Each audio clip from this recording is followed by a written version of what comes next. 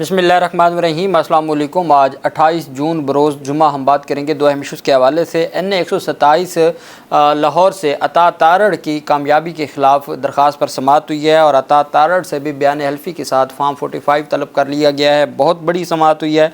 Justice अनवार हुसैन साहब election tribunal के जज हैं, उनकी जानिब से उसकी तफसील मैं आपके साथ शेयर करूँगा। साथ हम बात करेंगे परवेज़ इलाही की दरख्वास्त पर आज लाहौर हाई कोर्ट में जो पेशरफ सामने आई है उसके ऊपर भी हम बात करेंगे। और मोहसिन नकवी के हवाले से उनका जो सेनेटर की सीट है उससे नाअहल करार दिलवाने की दरख्वास्त दायर की गई है लाहौर हाई कोर्ट में, उसकी तफसील भी मैं आपके साथ शेयर करूंगा और उसके ऊपर भी हम बात करेंगे। सबसे पहले तो मैं आपको बताता चलूं कि इस्लामाबाद हाई कोर्ट में खैबर पख्तूनख्वा के वज़ीर आला अली अमीन गंडापुर और उनके भाई की मुकदमात की तफसीलात लेने की दरख्वास्तों पर अहम पेशरफ सामने आई है और अदालत में जस्टिस मोहसिन अख्तर कियानी साहब ने तहरीर हुक्मनामा जारी कर दिया, चूँकि उनकी जानिब से FIA को भी फ़रीक बनाया गया था, नैब को भी फ़रीक बनाया गया था और पुलिस को भी फ़रीक बनाया गया था कि आया उनके ख़िलाफ़ कितने मुकदमात कहाँ कहाँ दर्ज हैं और इस बाबत रिपोर्ट तलब की गई थी। जस्टिस मोहसिन अख्तर कियानी साहब ने तहरीरी फ़ैसले में तमाम तफसीलात जो है वो दर्ज की हैं और तीनों दरख्वास्तों पर फ़ैसला सुनाया है। अली अमीन गंडापुर, उनके भाई फैसल अमीन और उमर अमीन गंडापुर की दरख्वास्तों पर फ़ैसला सुनाया है। फ़ैसले में कहा गया कि FIA, नैब और इस्लामाबाद पुलिस की जानिब से तीनों दरख्वास्त गुजारों के मुकदमात के हवाले से रिपोर्ट्स जमा करवाई गई हैं। FIA के मुताबिक अली अमीन गंडापुर के ख़िलाफ़ FIA DI खान में एक इंक्वायरी रजिस्टर्ड है। नैब के मुताबिक अली अमीन गंडापुर के ख़िलाफ़ नैब खैबर पख्तूनख्वा में 3 इंक्वायरियाँ ज़ेर इल्तवा हैं। फ़ैसले में कहा गया कि अली अमीन गंडापुर के ख़िलाफ़ नैब इंक्वायरियाँ आमदन से ज़ायद असासाजात, अख्तियारात का नाजायज़ इस्तेमाल और सरकारी फ़ंड्स में खुर्द बुर्द से मुतल्लिक हैं। नैब की जानिब से रिपोर्ट स्पेशल प्रोसिक्यूटर राफिब मकसूद ने इस्लामाबाद हाई कोर्ट में जमा करवाई। तहरीरी फ़ैसले में कहा गया कि इस्लामाबाद पुलिस के मुताबिक अली अमीन गंडापुर के ख़िलाफ़ इस्लामाबाद के मुख्तलिफ़ थानों में 18 मुकदमात दर्ज हैं। फैसल अमीन गंडापुर के ख़िलाफ़ इस्लामाबाद के थाना तरनोल में 1 मुकदमा दर्ज है और फैसल अमीन गंडापुर के ख़िलाफ़ नैब और FIA में कोई मुकदमा दर्ज नहीं है, जबकि उमर अमीन गंडापुर के ख़िलाफ़ इस्लामाबाद के थाना बाराको और थाना तरनोल में 1 मुकदमा दर्ज है।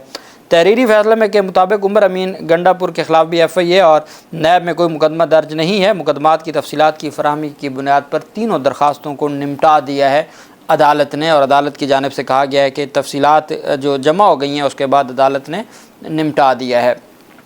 परवेज़ इलाही जिनकी फ़ैमिली के हवाले से ये भी बात सामने आई थी कि परवेज़ इलाही और चौधरी शुजात हुसैन की मुलाकात हुई है और सियासी इख्तलाफात बरकरार रहते हुए जो ख़ानदानी मामलात हैं उनको हल करने के ऊपर रज़ामंदी ज़ाहिर की गई थी, जबकि जो कैसरा इलाही हैं, जो परवेज़ इलाही की अहलिया हैं, उनकी जानिब से इस बात की तरदीद की गई है। ये जो मीडिया रिपोर्ट्स थी उन्होंने इस बात की तरदीद की है कि जी ऐसी कोई बात नहीं है और ना कोई मुलाकात हुई है और ना ही कोई मामलात सेटल हुए हैं। बहरहाल उनके फैमिली मामलात हैं, अच्छी बात है, फैमिली मामलात हल होने चाहिए। लेकिन अब उम्रे पे जाना था परवेज़ इलाही ने और उम्रे पे जाने के लिए उनको जब उन्होंने रुजू किया तो पता चला कि उनका नाम ECL में डाला हुआ है वफाकी हुकूमत ने। उस ECL से नाम रिमूव करवाने के लिए रुजू किया लाहौर हाई कोर्ट में और बड़े अरसे बाद पाकिस्तान तहरीक इंसाफ के किसी रहनुमा की कोई दरख्वास्त मुअज़्ज़ज़ जस्टिस अली बाक़ी नजफ़ी साहब के पास समाअत के लिए मुकर्रर हुई है। दरख्वास्त में वफाकी हुकूमत समेत दीगर को फ़रीक बनाया गया है। दरख्वास्त में मौक़िफ़ अख्तियार किया गया कि परवेज़ इलाही उम्रे की अदायगी के लिए बैरून मुल्क जाना चाहते हैं। वफाकी हुकूमत ने गैर कानूनी तौर पर नाम ECL में शामिल किया। लाहौर हाई कोर्ट नाम ECL से निकालने का हुक्म दे। चौधरी परवेज़ इलाही की ECL से नाम निकालने की दरख्वास्त पर समाअत आज होगी और जुम्मा के बाद उम्मीद है कि दरख्वास्त पर समाअत होगी। जस्टिस अली बाक़ी नजफ़ी साहब समाअत करेंगे और इस्तदा यह है कि वो उम्रे पे जाना चाहते हैं और उनको बैरून मुल्क जाने की इजाज़त दी जाए सऊदी अरब और उनका नाम ECL से। अब देखना यह है कि अली बाक़ी नजफ़ी साहब ने एक सज़ा याफ्ता, जो उस वक्त सज़ा याफ्ता मुजरिम थे, 50 रुपये के स्टाम्प पर और जो ज़मानत थी 50 रुपये के स्टाम्प पर शहबाज शरीफ की, उनकी ज़मानत पर नवाज़ शरीफ को बग़ैर किसी शर्त के बैरून मुल्क जाने की इजाज़त दी थी और उस वक्त जो इमरान खान की हुकूमत थी उनकी जानिब से कुछ 7 अरब रुपए की इंडेमनिटी बॉन्ड का मेरे ख्याल में मुतालबा किया गया था और वफाकी हुकूमत ने उनकी दरख्वास्त कंडीशन लगा दी थी, लेकिन वो कंडीशन ख़त्म करके 50 रुपये के स्टाम्प पर बैरून मुल्क जाने की इजाज़त दी गई थी बतौर इंटरम रिलीफ़। और जिस अदालत से वो उनकी ज़मानत हुई थी 4 हफ़्तों के लिए, उस अदालत के नॉलेज में ही नहीं लाया गया था कि انہوں نے جانا ہے، چونکہ ہونا تو یہ چاہیے تھا کہ یہ معاملہ بھجوایا جاتا اسی ہائی کورٹ کو جس ہائی کورٹ کے پاس ان کی ضمانت پینڈنگ تھی۔ بہرحال اب وہ بری ہو چکے ہیں اور ان کا معاملہ وائنڈ اپ ہو چکا ہے۔ تو اب دیکھنا یہ ہے کہ پرویز الہی کی درخواست پر معزز عدالت کی جانب سے کیا فیصلہ آتا ہے، چونکہ انہی کی عدالت کا پریسیڈنٹ ہے جو میں نے آپ کے سامنے رکھا۔ دوسری طرف محسن نقوی کے خلاف یہ درخواست دائر کی گئی ہے ان کی نااہلی کی۔ وفاقی وزیر داخلہ محسن نقوی کو سینٹ کی نشست سے نااہل قرار دینے کے لیے لاہور ہائی کورٹ میں درخواست دائر کی گئی ہے۔ درخواست شہری مشکور حسین نے ندیم سرور ایڈوکیٹ کی وساطت سے دائر کی ہے، جس میں وفاقی حکومت، وزارت داخلہ، پی سی بی اور محسن نقوی کو فریق بنایا گیا ہے۔ درخواست گزار کا موقف ہے کہ Mohsin Naqvi chairman P C B کا عہدہ رکھتے ہوئے سینیٹر بننے کے اہل نہیں ہیں اور سینٹ کی نشست کے لیے کاغذات نامزدگی جمع کراتے وقت محسن نقوی پی سی بی کے چیئرمین تھے۔ آئین کے آرٹیکل 63 کے تحت محسن نقوی سینیٹر کے عہدے پر برقرار نہیں رہ سکتے۔ درخواست میں استدعا کی گئی ہے کہ لاہور ہائی کورٹ محسن نقوی کو سینیٹر کے عہدے سے ہٹانے کا حکم دے اور ان کو نااہل قرار دے۔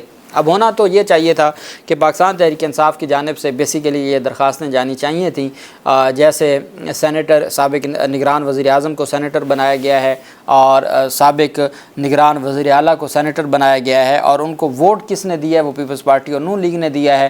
تو بھلے وہ اگر سیکرٹ ووٹ ہے اور سیکرٹ ووٹ کے ذریعے پتہ نہیں لگایا جا سکتا، لیکن ایک بات تو کلیئر ہے کہ عہدہ چھوڑنے کے بعد، نگران عہدہ چھوڑنے کے بعد ان کی اپنی تو کوئی کیپیسٹی نہیں تھی، وہ تو کسی جماعت سے نہیں تھے، تو سینیٹر کے لیے ان کو کیسے ووٹ پڑ گئے، کن لوگوں نے ووٹ دیے؟ اور جب ہمارا قانون اس کے حوالے سے بڑا واضح ہے کہ آپ نگران وزیر اعلیٰ کا عہدہ لینے کے بعد یا وزیر اعظم کا عہدہ لینے کے بعد آپ فوری طور پر کوئی سرکاری عہدہ نہیں لے سکتے۔ تو خیر پاکستان تحریک انصاف اس معاملے پر نہ گئی، اور اب یہ درخواست ایک عام شہری کی جانب سے لاہور ہائی کورٹ میں دائر کی گئی ہے۔ اور آپ جانتے ہیں کہ ان درخواستوں کا سب سے اہم ایشو یہ ہوتا ہے کہ ان درخواستوں کی تیاری نہیں ہوتی، ان درخواستوں میں جو لیگل پوائنٹس ہیں وہ نہیں دیے جاتے اور صرف درخواستیں فارمیلٹی کے لیے جمع کروا دی جاتی ہیں، اور یہ ہیبیچول لیٹیگنٹس ہوتے ہیں جو اس طرح کی درخواستیں دائر کرتے ہیں، اور اس وجہ سے پھر عدالتوں سے کوئی ریلیف۔ بہرحال کچھ ججز ایسے ہوتے ہیں جو ان معاملات پر خود ہی ایکشن لے لیتے ہیں اور خود ہی رپورٹس منگوا لیتے ہیں اور خود ہی آگے بڑھاتے ہیں اور عدالتی معاون بھی مقرر کر دیتے ہیں۔ تو اب دیکھنا یہ ہے کہ یہ معاملہ کس طرف جاتا ہے۔ سب سے اہم عطا تارڑ مسلم لیگ نون کے وہ رہنما ہیں اور مسلم لیگ نون کے وفاقی وزیر اطلاعات بھی ہیں، اور وہ ہمیشہ پاکستان مسلم لیگ نون اور وفاقی حکومت کا جو ان کی کارکردگی ہے وہ قوم کے سامنے رکھتے ہیں، سیاسی بھی اور ان کی جو حکومتی کارکردگی ہے۔ چونکہ پاکستان تحریک انصاف کی درخواستیں تو زیر التوا ہیں۔ پاکستان تحریک انصاف یہ وہ حلقہ ہے جس میں بلاول زرداری بھی کینڈیڈیٹ تھے اور عطا تارڑ بھی کینڈیڈیٹ تھے، اور پاکستان تحریک انصاف کے بھی یہ سینئر رہنما اس میں امیدوار تھے۔ اب جب 8 فروری کو تو وہاں پر یہ بھی نظر آ رہا تھا کہ بلاول زرداری نے بھی بڑے ووٹ لیے، لیکن بعد میں پتہ چلا کہ ان کے ووٹ وہی تھے جو ان کی یہاں پہ جتنی اہمیت ہے، اور بڑی کوشش کی گئی کہ بلاول زرداری کو لاہور سے سیٹ دی جائے تاکہ یہ معلوم ہو سکے کہ بلاول زرداری صرف کراچی سے نہیں الیکٹ ہو سکتے بلکہ وہ یہاں سے بھی ہو سکتے ہیں۔ تو خیر چونکہ فارم 47 کا معاملہ تھا تو وہ تھی تو سلیکشن ایک طرح سے 8 فروری تھی، پھر 9 فروری کو جو کچھ ہوا۔ اب لاہور ہائی کورٹ کے الیکشن ٹرائبونل چونکہ کام کر رہے ہیں، میں نے آپ کو کہا ہے کہ دھڑا دھڑ وہ جسٹس مرزا وقاص رؤوف صاحب ہوں، وہ جو معزز ججز ہیں انوار حسین صاحب ہوں یا وہ شاہد کریم صاحب ہوں، تمام ججز الیکشن ٹرائبونل، اب وہ معاملہ جو سپریم کورٹ آف پاکستان میں زیر التوا ہے، میرے خیال میں وہ اس معاملہ وہ آگے نہیں بڑھ پائے گا جو الیکشن کمیشن کی درخواست تھی، چونکہ صدارتی آرڈیننس ایسا بڑا جو رکاوٹ ہے کہ صدارتی آرڈیننس جس کو کسی صورت آج تک قاضی فیض عیسیٰ صاحب نے قبول ہی نہیں کیا، حتیٰ کہ چیف جسٹس عامر فاروق صاحب نے نہیں قبول کیا۔ انہوں نے کہا کہ آرڈیننس تو ہم نے سنا ہے کہ جی جو مختلف طرح کے جو ہے وہ ہم سنتے آئے ہیں ماضی میں بھی، لیکن کیا پھر پارلیمنٹ کو بند کر دیں؟ کیا پارلیمنٹ کی کوئی ذمہ داری نہیں ہے؟ پھر آرڈیننس کے لیے باقاعدہ طور پر سپریم کورٹ اور ہائی کورٹ کی ججمنٹس ہیں کہ کن حالات میں دیا جا سکتا ہے۔ یہاں تو پارلیمنٹ موجود ہے، وہ ان سیشن ہے، پھر ایسی کیا ضرورت پڑ گئی کہ آرڈیننس لانا پڑا؟ تو اس وجہ سے جسٹس انوار حسین صاحب جو لاہور کے الیکشن ٹرائبونل ہیں وہ تیزی کے ساتھ کیسز کو آگے بڑھا رہے ہیں، اور وہ چونکہ یہ وہ مقدمات ہیں عطا تارڑ وغیرہ کے خلاف، یا مریم نواز کے خلاف تھا، یا حمزہ شہباز کے خلاف تھا، جن پر پہلے دو سماعتیں ہو چکی ہیں، جسٹس سلطان تنویر احمد صاحب نے بطور الیکشن ٹرائبونل نوٹس جاری کیے ہوئے ہیں۔ جن مقدمات میں تو پہلے ہی نوٹس جاری ہو چکے ہیں تو ان پہ تو ڈائریکٹ ریکارڈ طلب کیا جا رہا ہے، اور جن میں نوٹس نہیں ہوئے ان میں نوٹس کیے جا رہے ہیں اور جواب مانگا جا رہا ہے۔ لاہور ہائی کورٹ میں قائم الیکشن ٹرائبونل نے ایک اور بڑا حکم جاری کرتے ہوئے عطا تارڑ کو نوٹس جاری کرتے ہوئے فارم 45، فارم 46 اور فارم 47 بیان حلفی کے ساتھ اوریجنل فارم 45، 46 اور 47 طلب کر لیا ہے۔ ساتھ ہی الیکشن ٹرائبونل نے الیکشن کمیشن کو بھی فارم 45، فارم 48، فارم 47 اور جو پریزائڈنگ افسر کی جانب سے جو نتیجہ اپلوڈ کیا گیا تھا 8 فروری کی رات، وہ اور باقی تمام تفصیلات بیان حلفی کے ساتھ الیکشن کمیشن حکام سے مصدقہ کاپیز اس کی طلب کر لی ہیں۔ لاہور ہائی کورٹ میں قائم الیکشن ٹرائبونل جسٹس انوار حسین نے الیکشن پٹیشن پر سماعت کرتے ہوئے حکم جاری کیا ہے۔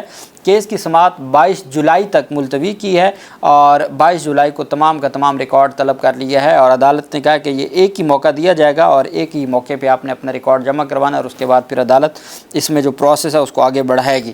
تو اب فارم 45 آپ جانتے ہیں اسلام آباد میں کیا ہوا ہے، فارم 45 کتنی بڑی پریشانی بنا سکتا ہے یا بنا رہا ہے اب تک ان لوگوں کے خلاف۔ تو اب اس کیس میں بھی عطا تارڑ کے خلاف بھی فارم 45 جہاں مریم نواز سے بھی مانگا گیا ہے، جہاں حمزہ شہباز سے بھی مانگا گیا ہے، وہیں پہ فارم 45 مانگا گیا ہے عطا تارڑ سے۔ اب دیکھتے ہیں کہ 22 جولائی کو فارم 45 جمع ہوتا ہے نہیں ہوتا، یا کوئی ٹرائبونل کی تبدیلی یا ٹرانسفر کی کوئی درخواستیں آتی ہیں۔ جو بھی تفصیلات ہوں گی آپ کے ساتھ شیئر کرتے رہیں گے۔ اللہ پاک پاکستان کا حامی و ناصر ہو۔ بہت شکریہ۔ اللہ حافظ۔ پاکستان زندہ باد۔